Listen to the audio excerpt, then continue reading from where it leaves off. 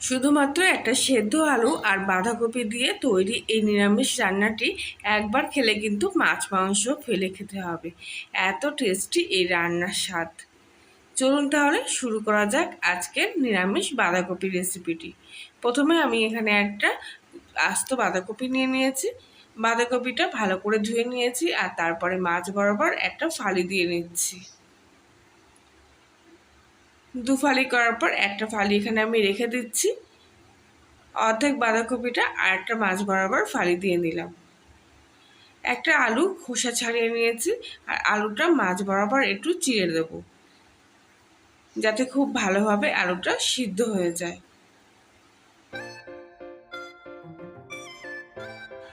কাটার পরও কিন্তু আরেকবার বাঁধাকপি আর আলুটা খুব ভালো করে একবার ধুয়ে নেব। এবারে একটা কুকারে কিছুটা সামান্য জল দিয়ে বাঁধাকপি আলুটা সেদ্ধ বসিয়ে দিচ্ছি। খুব একটা বেশি জল দেইনি এখানে, দেখুন সামান্য একটু জল দিয়েছি, এতেই কিন্তু সেদ্ধ হয়ে যাবে। যদি আপনাদের বুঝতে অসুবিধা হয় তাহলে আঙুলের এক কর মেপে জল দেবেন। সেদ্ধ হওয়ার জন্য সামান্য একটু লবণ দিয়ে এখানে আমি কুকারের ঢাকনাটা লাগিয়ে দিচ্ছি। আর গ্যাসের ফ্লেমটা ফুল ফ্লেমে দিয়ে 2 থেকে 3টে আমি এখানে সিটি দিয়ে নেব। এখানে দেখুন বাঁধাকপি আলুটা কিন্তু সেদ্ধ হয়ে গেছে আর কিছুক্ষণ আমি জল ঝরাতে রেখে দিয়েছিলাম। এভাবে চেপে চেপে বাঁধাকপি থেকে এক্সট্রা জলটা বের করে দেবো। এবারে একটা থালার মধ্যে সেদ্ধ বাঁধাকপি আর আলুটা নিয়ে নিচ্ছি। সেদ্ধ করা বাঁধাকপি আলুটা আমি থালার মধ্যে রেখে এভাবে হাতা দিয়ে একটু চেপে চেপে দিচ্ছি। এর ফলে বাঁধাকপি আলুটা খুব তাড়াতাড়ি ঠান্ডা হয়ে যাবে। আর ঠান্ডা হয়ে গেলে কিন্তু এটা ভালো করে আমি মেখে নেব। যতদূর সম্ভব হাতা দিয়ে এখানে আমি একটু ভেঙে ভেঙে নিচ্ছি, তাড়াতাড়ি করে ঠান্ডা হয়ে যায়। আর সিদ্ধ হওয়ার ফলে কিন্তু একদমই খুব নরম রয়েছে এগুলো। একটু হাতা দিয়ে দেখছেন, চাপ দিলেই কিন্তু খুব ভালোভাবে এগুলো মিশে যাচ্ছে। কিছুক্ষণ ঠান্ডা হওয়ার পর এটা আমি ভালো করে হাত দিয়ে ম্যাশ করে নেব। এখানে দেখুন বাঁধাকপি আলুটা খুব সুন্দরভাবে মেখে নিয়েছি। এবার এর মধ্যে হাফ চামচি লবণ, অল্প একটু হলুদ গুঁড়ো আর দিয়ে দিচ্ছি সামান্য একটু লঙ্কার গুঁড়ো, অল্প কয়েক দানা চিনি দিচ্ছি আর 2 চামচ মতো বেসন দিয়ে দেবো। এখানে আপনারা বেসনের বদলে কর্নফ্লাওয়ার ব্যবহার করতে পারেন। সব কিছু হাত দিয়ে ভালো করে আবারও একবার মেখে নিচ্ছি। বাঁধাকপি আলু আর সমস্ত কিছু মশলা আর বেসনের একটা সুন্দর কিন্তু এখানে খামি আমি তৈরি করে নেব। এক্ষেত্রে যদি আপনারা খামিটা একটু বেশি বাড়াতে চান তাহলে একটু বেসন কিন্তু এক্সট্রা করে নিতে পারেন। আলু কিংবা বাঁধাকপিটা যদি একটু আস্তে আস্তে থাকে তাহলে সেটা কিন্তু ভালো করে হাত দিয়ে এভাবে মেখে নিচ্ছি। এর ফলে ডোটা কিন্তু খুব সুন্দর তৈরি হবে। এখানে আমার মাখা হয়ে গেছে। এবারে কিছু কাঁচা লঙ্কা এর মধ্যে দিয়ে দিচ্ছি। আসলে কাঁচা লঙ্কাটা দিতে আমি ভুলে গিয়েছিলাম, তাই তখন দেইনি, তবে এখন দিয়ে দিলাম। বাঁধাকপিটা আরও একবার ভালো করে মেখে নিচ্ছি। মাখা কিন্তু আমার একেবারে কমপ্লিট হয়ে গেছে। এবারে হাতটা একটু পরিষ্কার করে নিয়ে এর থেকেই আমি অল্প অল্প অংশ নিয়ে ছোট ছোট বড়া আকারে করছি। প্রথমে একটা গোল বল করে নিচ্ছি। এবারে বলটা একটু হালকা হাতে এইভাবে চেপটে দেব। আপনারা আপনাদের খুশি মতো কিন্তু এখানে বড়াগুলো তৈরি করে নিতে পারেন। আর যদি হাতে একদমই সময় কম থাকে তাহলে কিন্তু বাঁধাকপিটা পুরো থালায় পাতিয়ে নিয়ে বরফি আকার কিংবা চৌকো শেপে কিন্তু কেটে নিতে পারেন, তাহলে আরও তাড়াতাড়ি হয়ে যেতে পারবে। এইভাবে আমি প্রত্যেক কটা বাঁধাকপির বড়া কিংবা পকোড়া তৈরি করে নেব। এখন কিন্তু অনেকটা ডোটা নরম মনে হচ্ছে আর হাতে লেগে যাচ্ছে, কিন্তু ভাজার পর কিন্তু প্রত্যেক কটা বড়া কিংবা পকোড়া একেবারে খাস্তা কুড়মুড়ে হবে আর শক্ত হয়ে যাবে, একটাও কিন্তু ভাঙবে না। এবারে কড়াই কিছুটা তেল ভালো করে গরম করে নিয়েছি। এবার এক এক করে বাঁধাকপির পকোড়াগুলো আমি এখানে ভেজে নেব। গ্যাসের ফ্লেমটা একটু মিডিয়ামে রেখেছি, নইলে কিন্তু বাইরেটা লাল হয়ে যাবে আর ভিতরটা একটু কাঁচা কাঁচা থাকতে পারে। তার জন্য মিডিয়াম আঁচে ভাজলেই কিন্তু প্রত্যেক কটা বড়া ভিতর থেকে বাইরে পুরোপুরি ভালোভাবে ভাজা হয়ে যাবে। এক পিঠ ভাজা হয়ে গেছে দেখতে পাচ্ছেন। এবার উল্টো পিঠটা আমি উল্টে দিচ্ছি।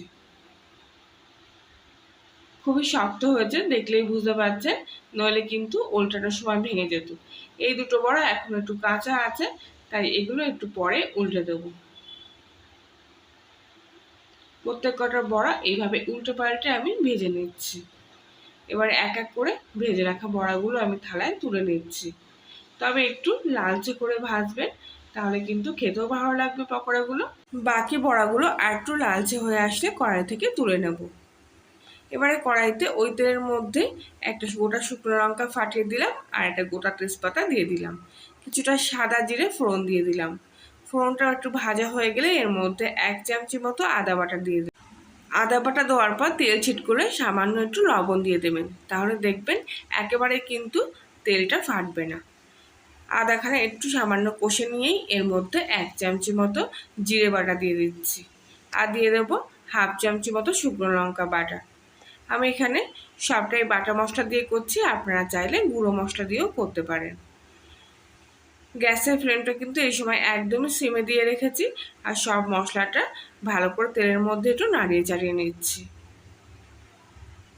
এবার এর মধ্যে দিয়ে দেবো 1/2 চামচি মতো হলুদ গুঁড়ো, 1/2 চামচি মতো চিনি দিয়ে দিলাম। নিরামিষ রান্নায় একটু মিষ্টি টান রাখলে ভালো লাগে, তাই একটু চিনি দিলাম, তবে আপনারা চিনিটা কিন্তু স্কিপ করতে পারেন। একটা মাঝারি সাইজের টমেটো আমি এখানে পেস্ট করে রেখেছিলাম, সেটা পুরোটাই দিয়ে দিলাম। সব কিছু এবার একসঙ্গে ভালো করে মিশিয়ে নিয়ে হালকা আঁচে একটু কষিয়ে নেব। কিছুক্ষণ ভালো করে কষানোর পর দেখুন এর থেকে কিন্তু আস্তে আস্তে তেল ছাড়তে শুরু করেছে।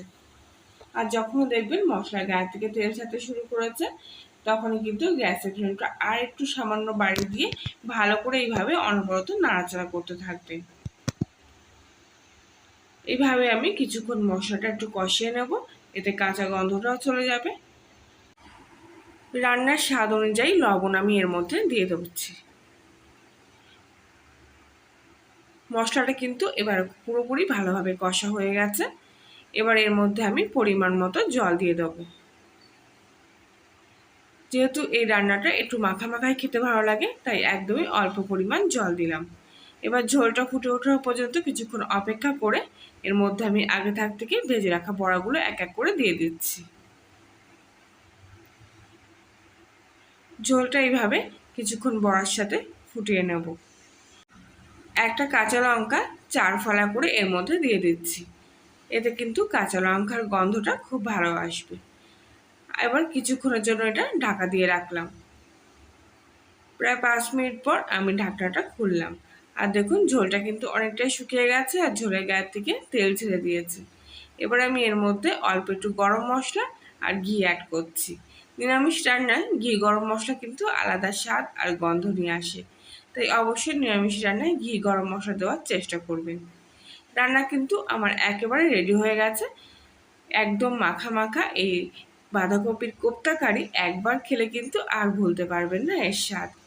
গরম ভাতের সাথে এই 1 পিস কোপ্তা কারি আর সামান্য একটু গ্রেভি নিয়ে বসলেই কিন্তু একেবারে 1 থালা ভাত নিমেষেই সাবার হয়ে যাবে। তাহলে বন্ধুরা, কলিনের রান্নাঘরের আজকের এই বাঁধাকপির নিরামিষ রেসিপিটি ভালো লাগলে লাইক শেয়ার কমেন্ট করবেন, আর নতুন হলে সাবস্ক্রাইব করে পাশে থাকার জন্য অনুরোধ।